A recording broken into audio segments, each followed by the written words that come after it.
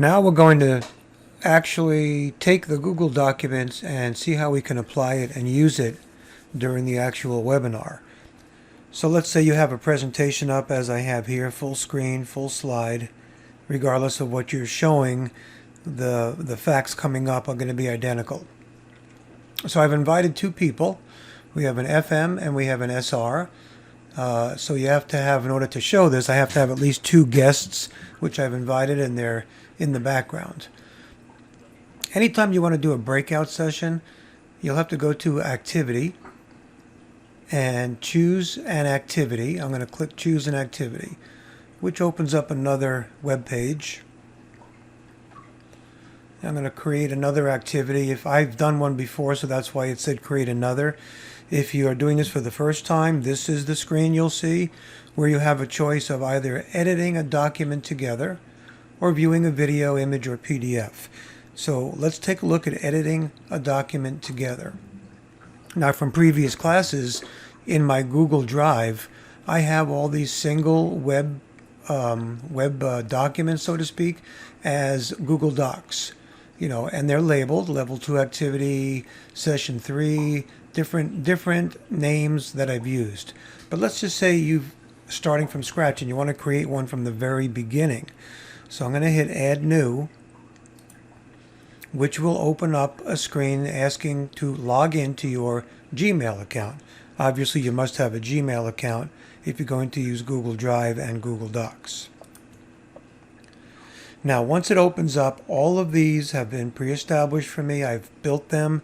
They're single pages from the actual workbook, and they're all saved as Google documents. So, for example, End Use Solutions Finder, which we used yesterday. So I'm going to click that one, and that comes up. If you want to review it, that's perfect.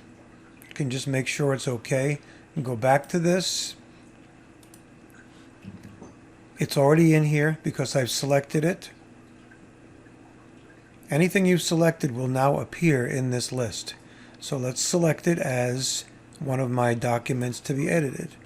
Now, once you see a green check mark next to it, if you come over here, you'll notice a start button has just enabled itself.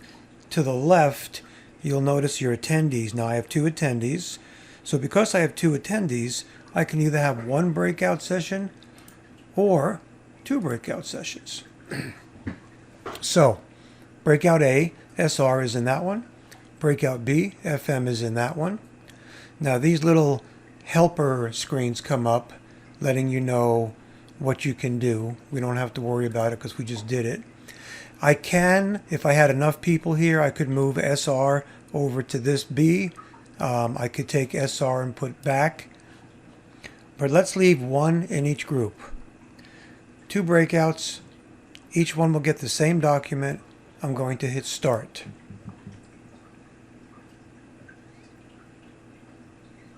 It's thinking, depending on your computer processor. That's how quickly or not as quick as this will take. Okay, two documents have just come up. One is labeled Breakout A, one is labeled Breakout B. Unfortunately, I cannot show you the screens of the two guests, but in the as an end user, they are looking at their own breakout because I assigned one to A and one to B. So they will actually look at this. Now, I can preview it. So I'm going to preview this one.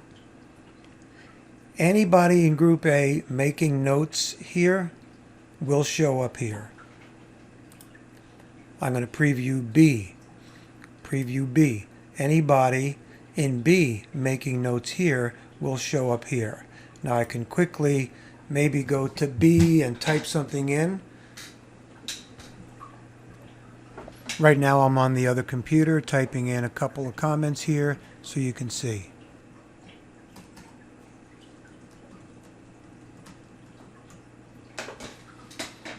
And let's have a look at it.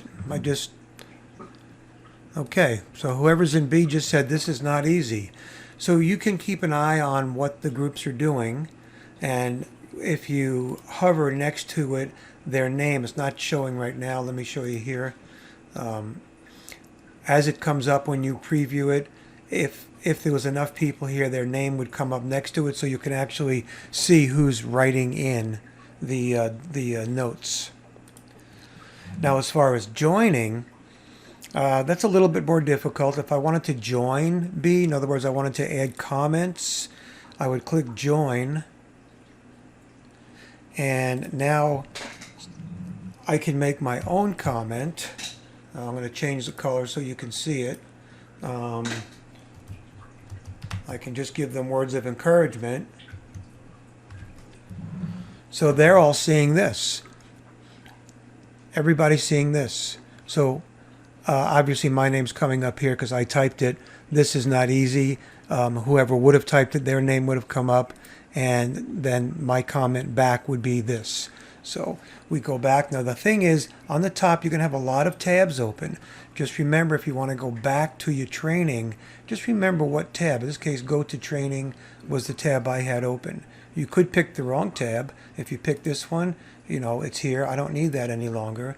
You could pick this one. Well, I don't really need that any longer, but I do need this one because the actual breakouts are still active and working. Now, after a while, and it's up to you as an instructor to give the minutes, you'll notice it's timing on the top left here. Then you can say, well, it's been 5 or 10 minutes. I think that's enough time. And you can say end. Now, if I click end, everybody who's looking at it's going to get a little note on their screen telling them that this breakout session is about to end. 2, 1, over. Now you have an option. And remember one thing, during the breakout session, your PowerPoint was paused. So you'd have to come back to the toolbar and you have to make sure that you're still showing it. So under the the audience view, screen sharing, under screen sharing, see it says no one can see your screen. So if I click that again, they will see my screen. Because right now, whatever the last PowerPoint that I had, that's what everyone froze at.